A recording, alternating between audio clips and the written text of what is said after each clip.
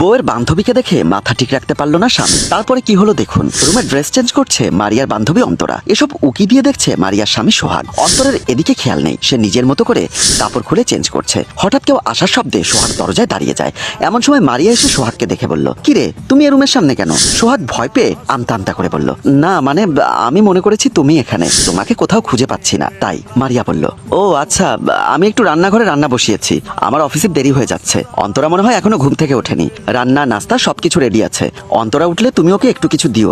তুমি এসো, তোমাকে নাস্তা খেতে দেই। ঠিক আছে চলো। তারপর দুজনেই সেখান থেকে চলে যায়। সোহাগকে নাস্তা খেতে দিয়ে মারিয়া অন্তরার রুমে আসে। বিছানার পাশে এসে দেখছে অন্তরা ঘুমোচ্ছে। মারিয়া অন্তরার পাশে বসে অন্তরাকে ডাক দিল, অন্তরা, এই অন্তরা। অন্তরা চোখ খুলে বসে হাই দিতে দিতে বলল, হ্যাঁ মারিয়া বল। আমি এখন অফিসে চলে যাচ্ছি, তুই তাহলে উঠে ফ্রেশ হয়ে নাস্তা করে নিস। তো দুলাভাইকে আমি সবকিছু বলে রেখেছি। কেন, দুলাভাইয়ের কি আজ অফিস নেই? ওর অফিসটা কি আজকে বন্ধ? আমি সবকিছু রেডি করে রেখেছি, ফ্রেশ হয়ে নাস্তা করে নিস। আমি তাহলে যাচ্ছি। আচ্ছা ঠিক আছে, তাহলে যা, আল্লাহ হাফেজ। এদিকে সোহাগ তার রুমে বসে ভাবছে, অন্তরার এত সুন্দর শরীর, কি সুন্দর গঠন, আমি কিভাবে পারি এই সুন্দর মেয়েটাকে না ছুঁয়ে থাকতে?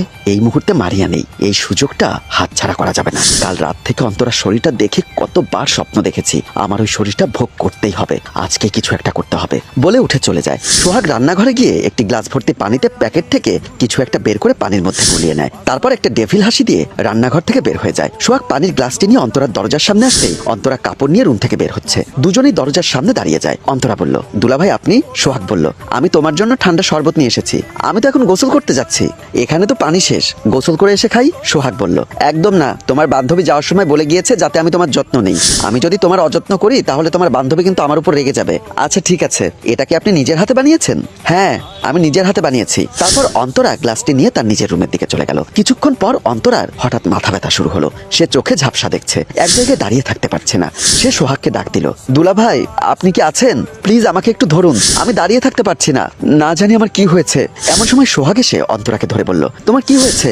তোমাকে এমন দেখাচ্ছে কেন? অন্তরা কিছুই বলতে পারছে না, দুলাভাই দুলাভাই করতে থাকে শুধু। তারপর সোহাগ অন্তরাকে ধরে বিছানার দিকে নিয়ে যায়। সোহাগ অন্তরাকে আগে বিছানায় শুইয়ে দেয় এবং সে ভাবছে, সুযোগের জন্যই তো আমি বসেছিলাম, তোমাকে কখন কাছে পাবো। এখন মারিয়াও বাড়িতে নেই, পুরো বাড়ি একদম ফাঁকা, সেজন্যই তো আমি শরবতের মধ্যে তোমার জ্ঞান হারানোর ঔষধ মিশিয়েছি। সে অন্তরার মুখ থেকে শরীর পর্যন্ত হাতের আঙ্গুল দিয়ে স্লাইড করতে থাকে। সোহাগ অন্তরার আরো কাছে যেতে চাচ্ছে, তার মন যেন মানছে না। আঙ্গুলটি অন্তরার বুক পর্যন্ত পৌঁছাতেই এমন সময় মারিয়া এসে দরজায় দাঁড়িয়ে বলল, সোহাগ তুমি এখানে কি করছো? সোহাগ থমকে গিয়ে উঠে মারিয়ার পাশে চলে যায়। সোহাগ আমতা আমতা করে বলল, মারিয়া তুমি এখানে? তুমি অফিসে যাওনি? এত তাড়াতাড়ি চলে এসেছো যে? এমন সময় অন্তরা শোয়া থেকে উঠে তাদের পাশে আসে। অন্তরা বলল, মারিয়া অফিসে যায়নি, আজ মারিয়া এসে আমাকে বাঁচিয়ে দিয়েছে। সোহাগ বলল, কি সব বলছো পাগলের মতো? বাঁচিয়ে